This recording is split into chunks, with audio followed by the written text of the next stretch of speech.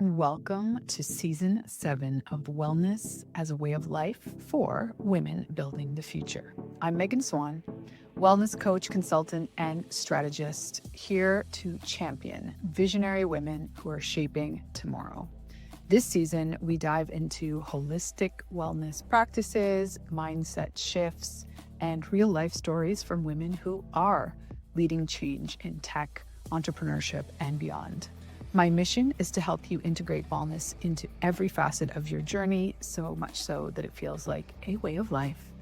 So you can show up as your most vibrant and impactful self. You can be a part of the movement by subscribing to my Substack for exclusive wellness tools, inspiring interviews, and a thriving community of future builders. There is a free and soon to be paid option launching this fall. And if you enjoy this episode, share it with a friend who's building the future too. Welcome back to Wellness as a Way of Life for Women Building the Future. Today's episode is dedicated to resilience, innovation, and relentless spirit of women creating change in the world of women's health. I'm thrilled to introduce Juliet Oliver, a true endometriosis thriver and the visionary founder of Endo45. Juliet's journey is one of grit and transformation after her own struggle with stage 4 endometriosis, years of misdiagnosis, and chronic pain. She took her engineering mindset to the problem. Juliet reverse engineered her way to remission and has now been pain-free for 8 years. But she didn't stop there. Driven by her own experiences, Juliet became a femtech founder, launching Endo45, the first evidence-backed app designed to specifically help women reduce endometriosis symptoms, balance their hormones, and revitalize their energy with easy science-based habits. She is passionate about empowering women to take the reins of their health, as am I, and she's living proof that thriving with endo is possible. But before we dive in, here's a shocking statistic. Endometriosis affects an estimated 1 in 10 women of reproductive age worldwide, which is roughly 176 million women. Yet it often takes up to 8 years to get a diagnosis. The cost of women's health, livelihood, and well-being is staggering, and the need for innovation and awareness is higher than ever. So let's welcome Juliet, an engineer, advocate, and changemaker who's rewriting the story of endometriosis for women everywhere. Welcome. How's everything down under, as they say? Yeah. Yeah. Thank you. Thank you for having me and for that lovely introduction. And everything is good. The world is just waking up down here. So Yes, it's early. Thank you for connecting. And I would love to know if that's your experience at being 8 years in diagnosis. Like I'm pretty sure that's kind of average. I've heard up to 10. Like what are women dealing with in terms of it not even being diagnosed and therefore unable to really truly work on the problem knowing what it is? yeah, it's horrible. It's absolutely horrible. People get bounced around practitioners. They sort of get handed band-aids like the pill and painkillers and get told to just get on with it. It's normal. They get made to feel like they're going crazy, like it's all in their head, or like they're somehow making this up, or that there can't be anything that wrong with them because, nobody's taking them seriously or nobody's able to tell them what they have. And yeah, this can go on for like up to a decade, and in some cases maybe more. And it's the majority of sufferers. Like it's not even the one-offs. It's still happening today. I saw another article went out today as well. Yesterday, sorry, here in New Zealand. And it said that, whilst there's a massive wait list to see doctors and specialists once you're finally considered a potential endometriosis sufferer, there's still hundreds of thousands of people who never even make the wait list. Like they just get told, I'm sorry, like your severity of the condition or symptoms are not presenting as bad enough. So we can't even bring you on to the maybe 3-year long wait list.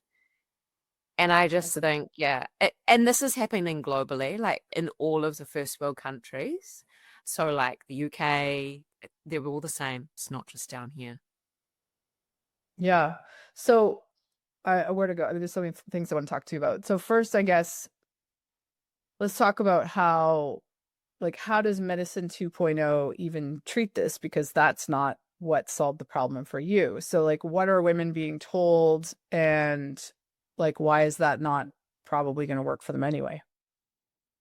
So, I think people have gotten to a point where they've had to take their health into their own hands to whatever capacity they can, and sort of in a lot of respects go against the medical system, mostly because the things they're being presented with in the medical system are band-aids, not helping, or they're not getting any answers, or they're not getting seen at all, or they're getting completely gaslit. And so most people turn to social media, and to be honest, there is a thriving endometriosis community on social media, but it is also, I guess, completely unregulated.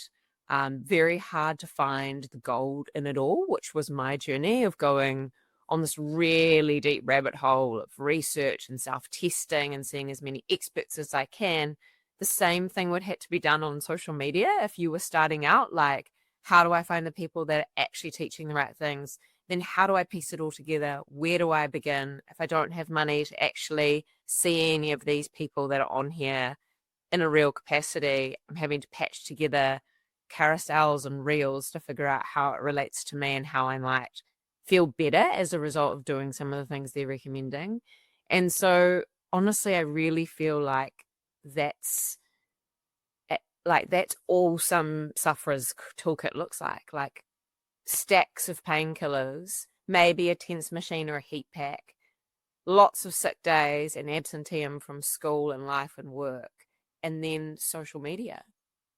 And there is a lot of value to be had out there, but it's also a very inefficient, indirect way of getting what you need, which is all of the other things that can help support a healing journey, or at least a management journey with endometriosis. And along with that journey, how to get more informed about what the medical system can potentially do for you, when to push harder, how to feel seen and heard in that space as well.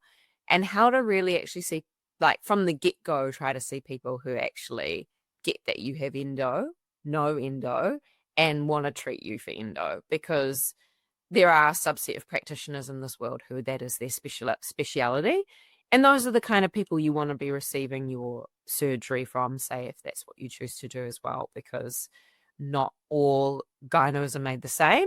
And to become an endometriosis surgeon or endometriosis expert, it's a whole different level of training. And the surgeries you will receive between those two types of practitioners are worlds apart, especially if you have complex version of the disease. So it's all of this knowledge and awareness that is not just freely talked about when you go and see your GP. And it astounded me. This is like at the root of why I do what I do, that you can walk into a GP's office and you can even maybe know or highly suspect you have endo.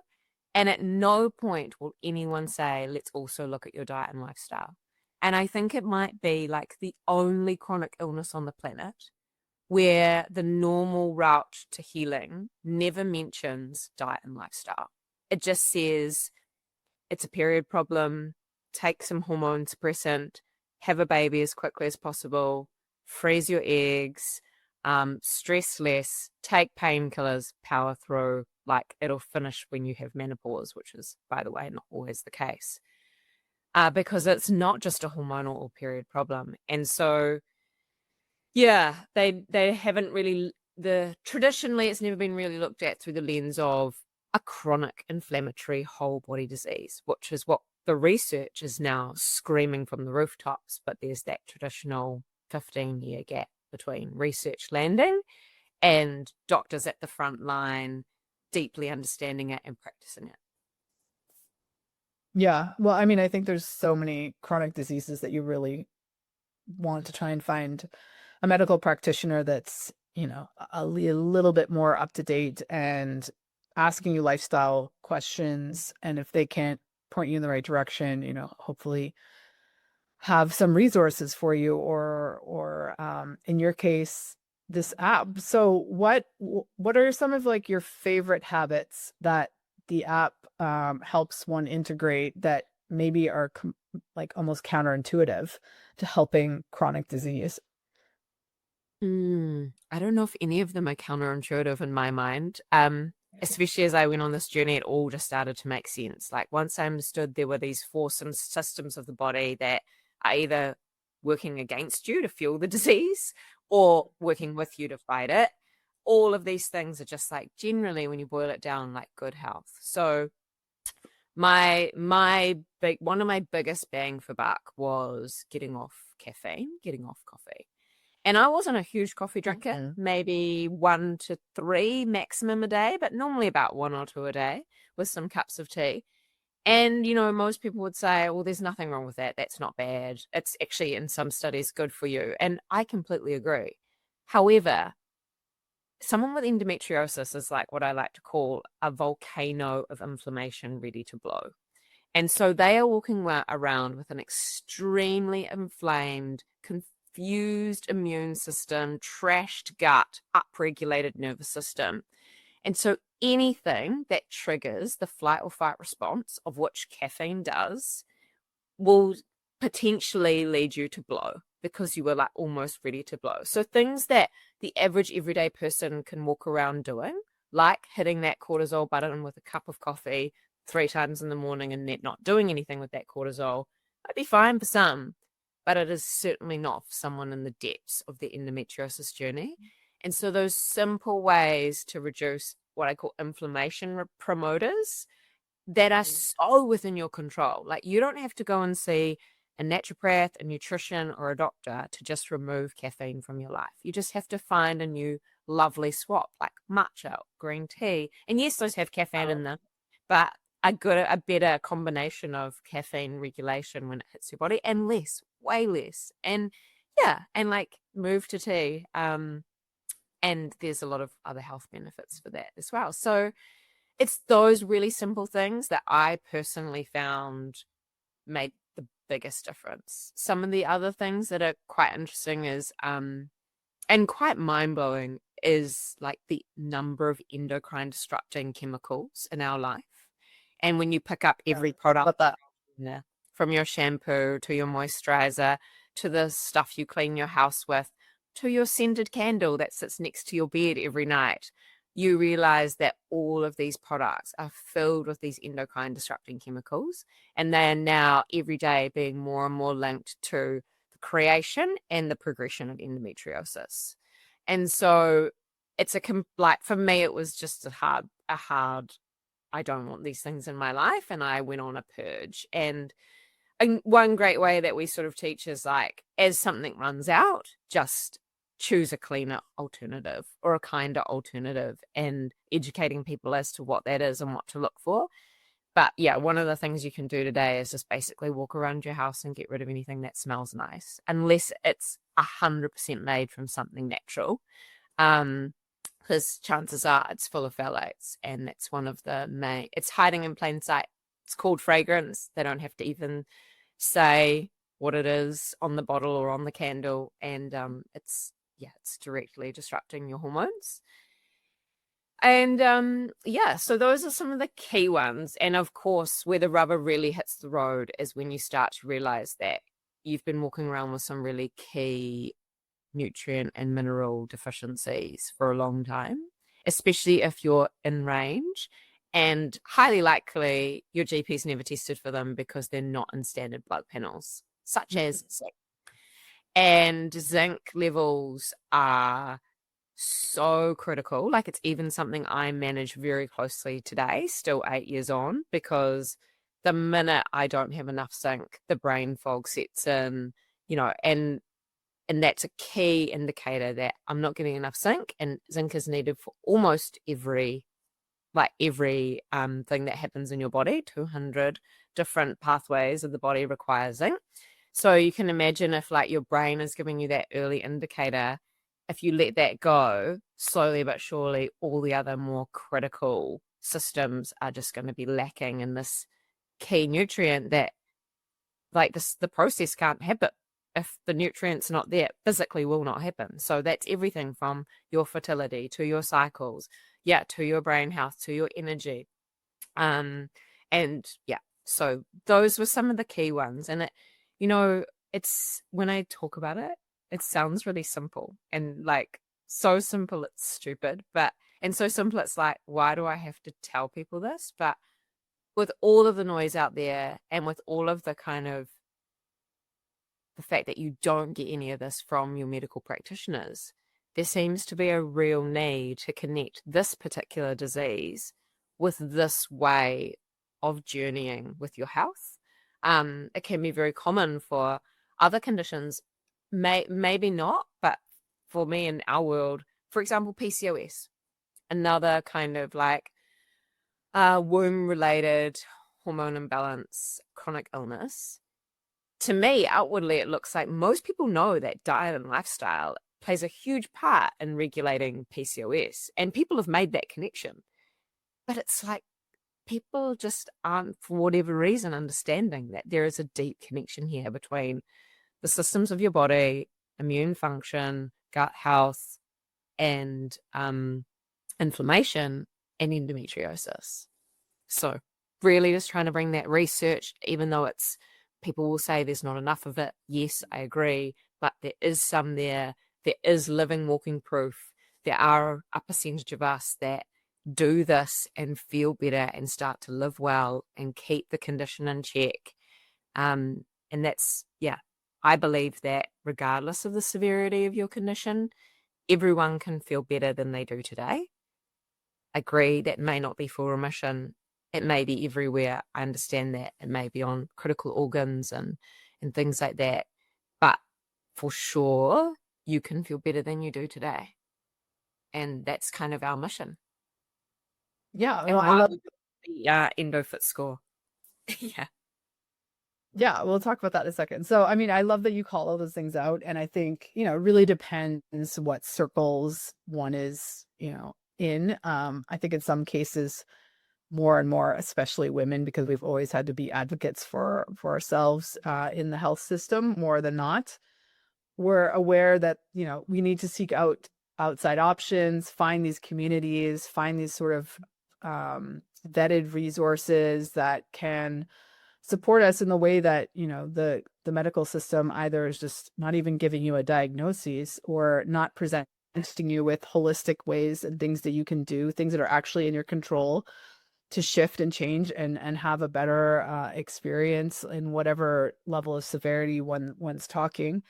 And I love that you call out the nutrient deficiency, because I don't know what the system's like in New Zealand, but the Canadian system is, free. However, there's all sorts of rules, and unless you're sort of fitting into some sort of category tick box, that's not something they're going to offer you. And one of the new projects that I'm starting is a immersive travel experience where we invite you to come and get these advanced diagnostics done, and then combine them with precisely like, here are the lifestyle things, here are the foods that you can consume, here are the things that are under your control.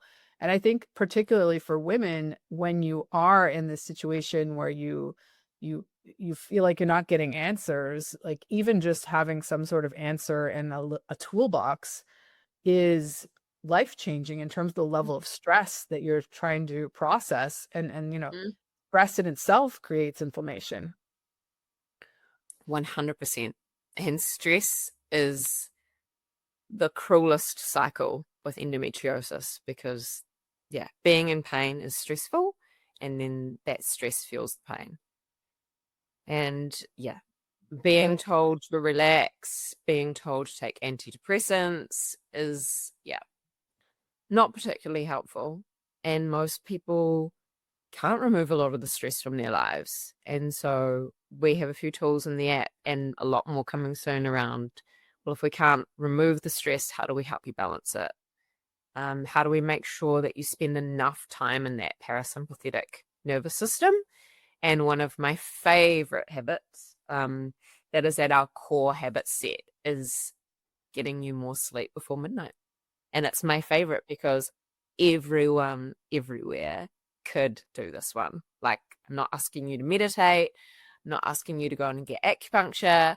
I just want you to get more sleep before midnight regularly. And I just don't see how there could be a lower, like a lower tool, like a lower hanging fruit to pick Mm. to help Yeah. your health. Yeah, I love that one. I mean, this is the first thing I work on with clients is like, okay, how's your sleep quality? It's, I think, an underappreciated tool. Every aspect of, mental, spiritual, physical, emotional well-being. It's the easiest thing to shift. And, of course, there's reasons that some people, if they're working shift work or something like that, but Mm. in general, it's something that's in our control. So tell us about this EndoFit. Yeah, so I guess when you use the app, not only is it there to help you build and master these habits, give you all the tools, all the research and evidence around why these may work for you and endometriosis, but it's obviously there designed to show you that these things are making a difference. So as you track, we calculate your EndoFit score. When you come in, you get an EndoFit score. Most people, unfortunately, are off track or struggling, and the idea is that over time, we get you into the managing and best self range. And it's relative to you. We're not trying to compare you against others. It's simply like your woods from the trees, your guide on like, are these things really making a difference? Because that is a huge undoing for so many of us, is that you'll have like one like week long pain flare and you'll just be like, nothing's working, none of that was helping. Why did I ever buy into the fact that diet and lifestyle would even help? But when you look at the wider set of data, you're able to see that actually slowly over time, you are having more good days every month. And like, you were feeling better than you did before and your score is increasing. Don't give up. Like, nothing happens overnight, but it certainly will happen. And so that is really at the core of it, because without that metric or that measure, you are floating around in the dark. Like, yes, working one-on-one with a practitioner probably would get you there, but you'd have to see them quite regularly, be quite expensive. And even then it would be murky on what was happening in between the appointments. So yeah, being able to track every day, being able to have that score update every day, and then month on month be able to see how you're going, is not only super motivating and super empowering, but means that people are more likely to dig in and stick with it because they can see whether it's working or not. Yeah, brilliant. Because I mean, I think that's, why medicine 2.0 and it's, everything's solved with a pill kind of ethos is because people have just been come to be accustomed to immediate results. And with holistic solutions, that's just not how it is. I mean, it potentially took your system a decade or two to get to where it is with this condition. And it takes certainly months, potentially longer, to kind of unravel and really feel supported with these types of changes. So it's so great that you're giving people a tool to measure, that slow progress, but it is progress. 100%. And for some, it can be quite transformational quite quickly. Like, there's that whole concept that like the first shift in your health often feels the biggest because you were so bad. And so like that first thing that really starts to help can feel the biggest. And you can see an uptick in your score, like a big uptick in your score quite early on within sort of like 3 to 6 months if you're sort of all in. And that was certainly my journey in my case. I paired it with a really good surgery, and right off the back of the surgery just did a 180 on my life and went all in, very A-type, do all the habit stack them. And within 3 months post-surgery, I had no pain. And then within 9 months, I had no other symptoms. My endobelly was gone, my fatigue was gone. And then it was sort of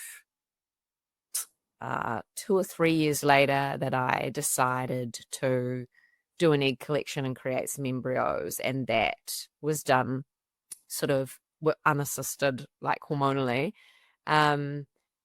And that was off the chain results. You know, I had sort of A grade everything and plenty of babies on ice. And it was just like, wow, like I have actually almost epigenetically like changed the course of my health and my life.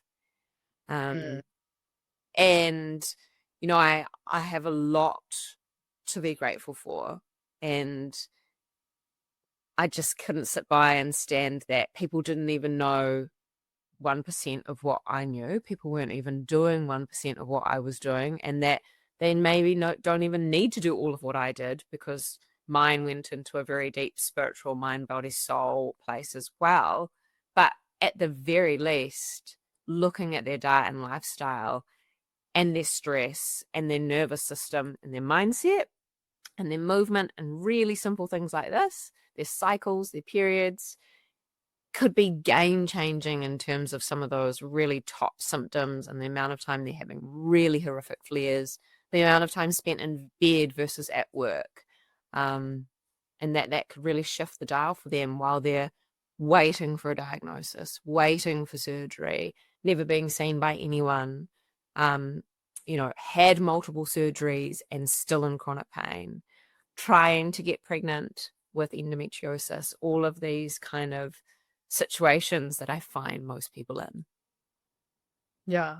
I mean, it's a really incredible, as far as I understand, most of your tight-knit community is in, on your side of the world, but this is available globally, right? You really want to attract more users. And I feel like the, there's limited options, and you really need community, trusted, vetted source, so you feel like you're not, throwing spaghetti at the wall, or like you said, like combing social media and trying to decide who's a reputable source, and or all of these support groups. I think they have their place, but really, if you have like one central hub, and then this tracker, it really helps you stay motivated and clear on what you're focusing on shifting, because you can't change all the things at the same time. No.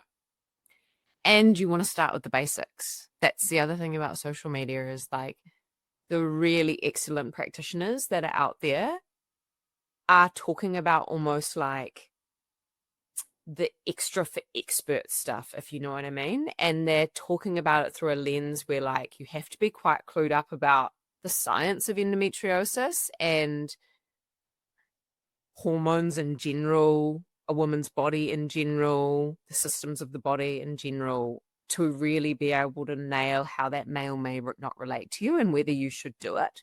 And then it would be like running before you walk, if you were to do some of these things before you just lay some really simple foundations. And I think that's where I've decided to come in at, is like, let's build a philosophy that is for everyone that is like just starting their healing journey with endometriosis, and through a holistic lens, and like step one, let's do these things. And then if you feel like you need more help or support in these areas, like maybe you do have SIBO, maybe you do have some really chronic digestive issues, yeah, okay, you probably need to go to that extra for experts pro level, work with certain practitioners to get that figured out and under control. But if you haven't done these simple things first, jumping over there might negate all of this foundation that's going to set you up for life, really. Yeah, no, I love that you call that out, because I mean, yeah, let's not go down the social media rabbit hole of like Yeah. what gets clicks and likes, and the whole strategy behind what they're sharing. That's not necessarily these arguably kind of mundane and boring, but foundational things that one needs to consider before you start, doing some more, I don't know, uniquely specific. And I don't know, do you know the statistics? Because I imagine it is massive, the amount of women that are suffering with some of these symptoms, and they have absolutely no idea to classify themselves this way. Oh, Like the yes. vast majority. I mean, So I think the vast majority of all of us first of all get told it's either anxiety, depression, IBS, and just painful periods. So, yeah, it's I would say I haven't met a single person that hasn't been misdiagnosed initially, What? or hasn't been told it's just something else. Yeah. So yeah, you get banded around thinking it's different things, going down different roads, seeing different practitioners who are only looking through their unique lens at you. And it does take for someone to recognize that you have all of the hallmarks of endometriosis for them to be like, ah, okay. And so we go through like what all of the potential symptoms are in the app. And we're about to birth like another section that really relies on this thing called the rate tool that came out of Australia, which really assesses like you at that unique endometriosis level in terms of how your periods present, your pain presents, how you feel. But the long and the short is if anyone has painful periods, it's not normal. And Not you okay. should never take I don't know for an answer, and keep searching and keep looking for those practitioners who will take you seriously and investigate further and deeper. It may not be endo, maybe adenomyosis, maybe fibroids, maybe cysts on your ovaries, but could also just be like heavy periods can be a simple hormone imbalance that if you understood that when you were 18, you may not suffer with these horrific periods for a decade. Until you finally get on top of it. He's got a bit of a cold. Yeah, no, I think, yeah, more women just need to know that even this the emotional support in understanding that they need to keep looking before to find somebody that's gonna give them a different answer than, it's all in their head, or it needs to be this symptom needs to be solved with this drug that's only superficially solving the pain, for example, or the root cause, the whole picture. Well, I'd love for you to share what's the best way for them to get the app. Is it direct to the app store? Do they go to the website? We'll, of course, share all the links that you passed me. But I'd just love to know if you want people reaching out to you directly, or what's the best way. Yeah, so you can directly download the app, just search Endo45 in your app store. You can find us at endo45.com if you want to learn or see a little bit more about the app. And please, like I am on the other end of our Instagram, and there's my Instagram too, Endo Thriver. And yeah, I answer all the messages. So if you need help or you have a question, please reach out. Amazing. Is there, lastly, like one test or like a certain question that you found that your users or yourself, if you go to a doctor sort of with this specific ask that they're testing you for, gets you a more direct beeline, or, what is the one thing that you can just tell people, or is it the pain, the period pain, and getting to the bottom of it opposed to just treating the pain? Yeah, so I think it's about the way you describe your pain. I think the key is to always write down everything you want to say before you hit that doctor's office. Doesn't matter how confident a person you are. Anecdotally, it shows having a male with you in the room helps, which it really shouldn't, but horrible as it is, if you can take a puff now. But I totally get it. Yeah. These are just things that are going to unlock it, right? Like if it helps, just do it, because we want a straightforward process to you receiving good care. And then the last thing is describe all of the types of pain in detail. If you have deep pain during intercourse, say that. If you have pain up in your diaphragm, say that. If you have deep pain when going number twos, say that. If you have any other symptoms like reoccurring UTIs, really painful intercourse, skin like dysmenorrhea, if you have weird and strange rashes, if you have really chronic diarrhea, pain, like tell all of the symptoms and get really detailed to the point where they almost can't ignore that there must be something abnormal going on. Because just saying I'm experiencing a lot of pain in my pelvic area, especially around my periods, they're just going to go, oh, okay, this is just hormone related. Take the pill. Maybe we'll put you on a wait list to see why someone, but probably not. Like, come back if the pill doesn't work. But actually, what you want is, yes, okay, thank you. I'll consider the pill option and maybe that will dull my symptoms. But I also want to be on a wait list to see someone to understand what this is.